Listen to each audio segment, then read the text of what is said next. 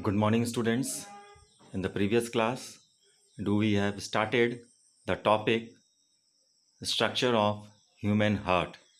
There we have discussed that our heart is made up of a special type of muscular tissue called cardiac muscles or heart muscles, and it is completely four chambered in our case. It is the pumping organ in our body which helps to circulate the blood through the entire body to carry the nutrients as well as waste products. Today we will go more ahead about the structure of human heart. So, we have discussed that the upper chambers they were called auricle or atrium.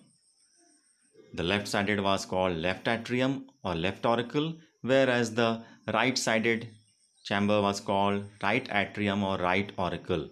Just like the below chambers present to their respective auricles were called as ventricles. Left sided was called left ventricle, and right sided ventricle is called right ventricle. Do we have also discussed that the auricles are smaller chambers, whereas the ventricles they are bigger chambers, as well as the walls they are also more stronger as compared to the auricular walls, because the ventricles they have to pump the blood to the different respective parts of the body. Now we will go through more anatomical aspect of human heart. The wall present between the left atrium and the right atrium means the partitioning wall which is bifurcating the left auricle with the right atrium is called as interauricular septum, because it is partitioning the auricular region. So the word do we use, that is interauricular septum. Just like the wall which is partitioning the left ventricle and the right ventricle is called same as to the auricular septum, it would be called as interventricular septum. Means these chambers will bifurcate the respective left and right auricles and left and right ventricles. Just like there is also a wall present between the left auricle or left atrium and left ventricle. So the wall which is present in between these two regions is called as left interauriculoventricular septum. So the wall which is present between the left ventricle and the left auricle is called as left interauriculoventricular septum. Just like the wall which is present between the right auricle and right ventricle is called as right interauriculoventricular septum. So just like our heart is now completely four chambered, and if we compare the two ventricles which are left and the right ventricles, the muscular walls of the left ventricle are having much more strength and much more stronger as compared to the right ventricle, because the left ventricle has to pump the blood to the different parts of the body, to far different parts, may that the extreme hind regions, the toes of our body, may that above to that the heart region, that may be the brain, and like that. So whereas the right ventricle has to pump the blood just to the lungs which are placed adjacent to them. Now if we observe, there are certain valves present at specific points, at specific regions. The valve which is guarding the opening and closing between the left auricle and left ventricle is called as bicuspid or mitral valve, because it is having two flap like structures. So it is called as bicuspid valve or also called as mitral valve. So to remember, just you may go through that. In Hindi, we call left as bayi. So just you recall it that on the left side we are having bicuspid valve. Just similar to that towards the right auricle, and in between the right ventricle there is a valve present which is having three flaps like structures, so it is called as tricuspid valve. So do not get confused that on the left side we are having bicuspid valve or mitral valve, whereas on the right side we are having tricuspid valve. Now we will discuss about the differences between arteries and veins. Arteries, they are the blood vessels which carry the blood away from the heart. So these two ventricles means the blood vessels which carry the blood away from the ventricles to the different parts of the body, they would be called as arteries. Whereas on the other hand, the blood vessels which will be bringing the blood back to their respective auricles would be called as veins. So we will go through the differences between the arteries and veins. So just now we have discussed that the blood vessels which carry the blood away from the heart to the different parts of the body are known as arteries. Whereas on the other hand, the blood vessels which bring the blood back to the heart from different parts of the body are known as veins. Second point, mostly arteries carry pure or oxygenated blood. So we will try to understand that in the circulation part that the arteries mostly carry the oxygenated blood, except there is exception which is called pulmonary artery. So according to the definition, it is an artery but it is carrying impure blood or deoxygenated blood. Just like the veins, they mostly carries impure or deoxygenated blood.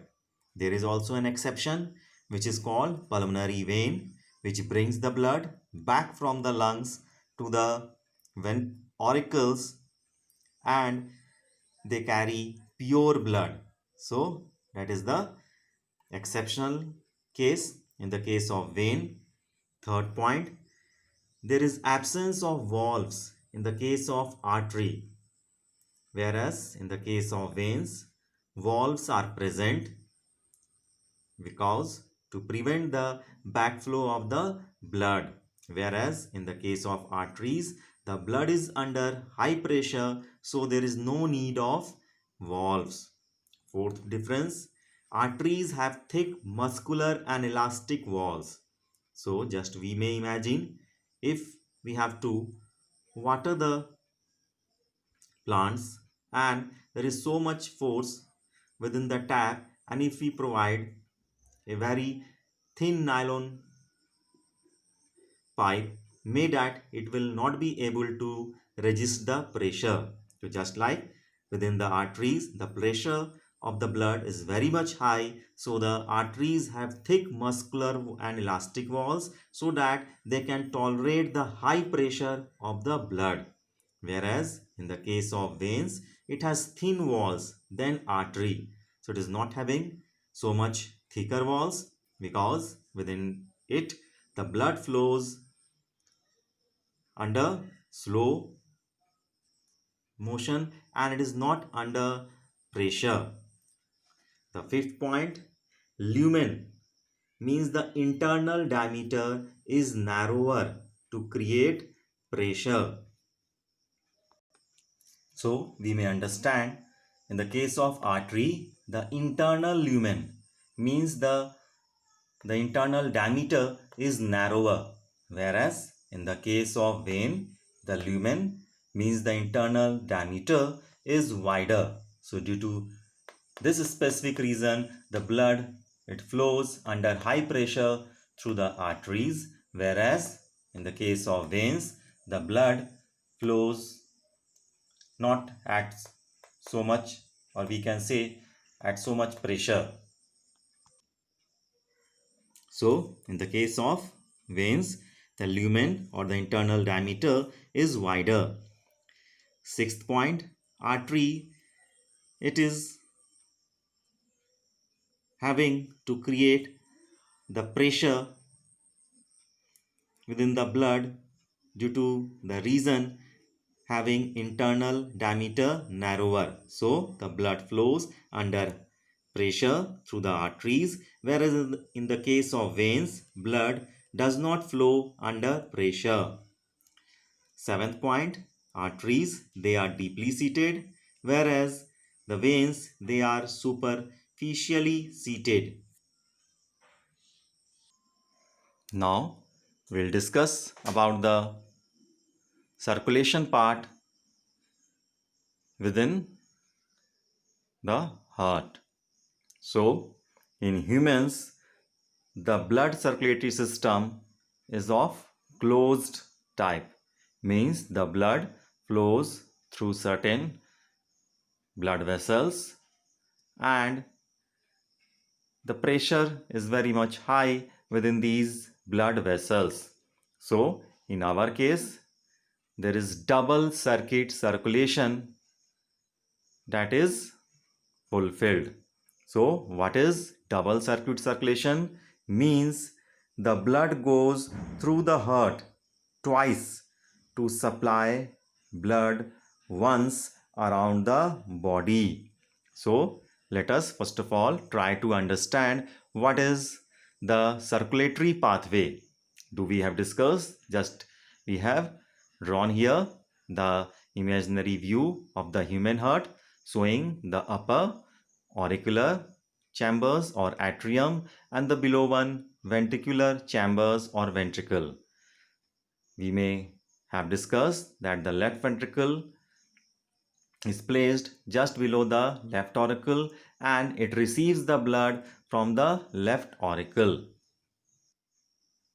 Just like right ventricle receives the blood from the right auricle. We have discussed just now the differences between the artery and vein. So we start, let us from left auricle. The left auricle pumps the blood to the left ventricle and from the left ventricle it is pumped through the dorsal aorta, which helps to circulate the blood to the entire different body parts. So that do we have mentioned here, branches of dorsal aorta, it will supply the oxygen rich blood or oxygenated blood to the different tissues of the different organs. There it will bifurcate into tissue capillaries. It will release the oxygen and collect back the carbon dioxide from the different tissues and it will be recollected by the superior and inferior vena cava. Superior vena cava will bring the blood from the higher region which is placed above the heart level, whereas the inferior vena cava will bring the blood from the different body parts which is placed below the level of heart. They will bring it and they will pour to the right auricle or right atrium. From the right atrium, it pumps the blood to the right ventricle and from the right ventricle, again through the help of an artery, it would be called as pulmonary artery because from here the blood is being pumped to the lungs. So it is called pulmonary artery. It would be pumping the blood to the lungs for reoxygenation. So branches of pulmonary artery, it will enter within the lungs, alveolus, and there within the capillaries of lungs, the reoxygenation of the blood will take place. It will release out the carbon dioxide and collect the oxygen from the inhaled air. And then it will be brought back to the heart with the help of vein that is called pulmonary vein to the left auricle.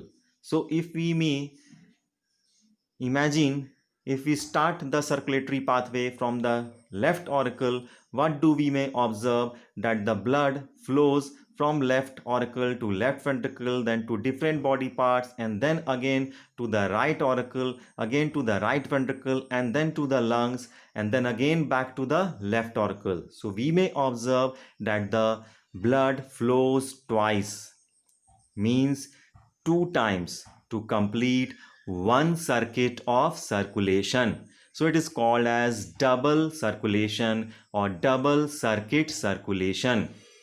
Here one more specific point do we may add here. So these are pulmonary and systemic circulation under the double circulation. What is pulmonary circulation?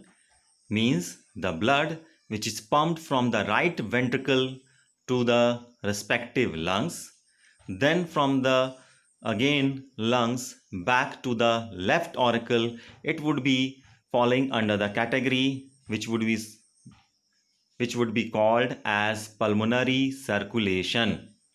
Whereas the blood which is pumped from the left ventricle to different body parts through dorsal aorta, again from the different body parts through superior and inferior vena cava to the right auricle, is falling under the category called systemic circulation.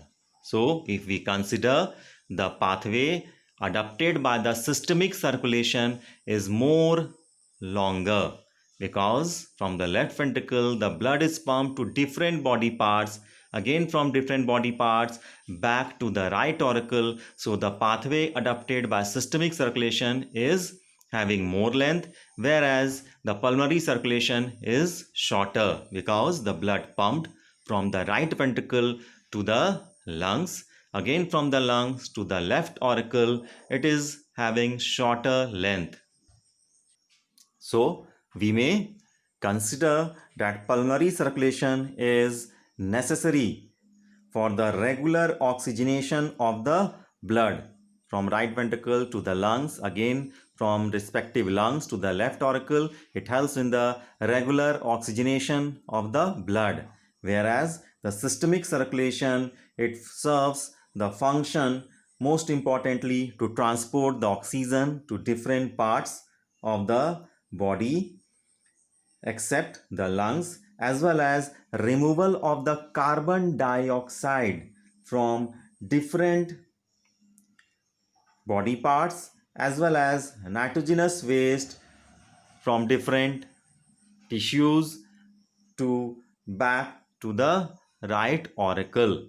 So till so far here, we'll discuss about the cardiac cycle in the next class. Thank you. Have a nice day.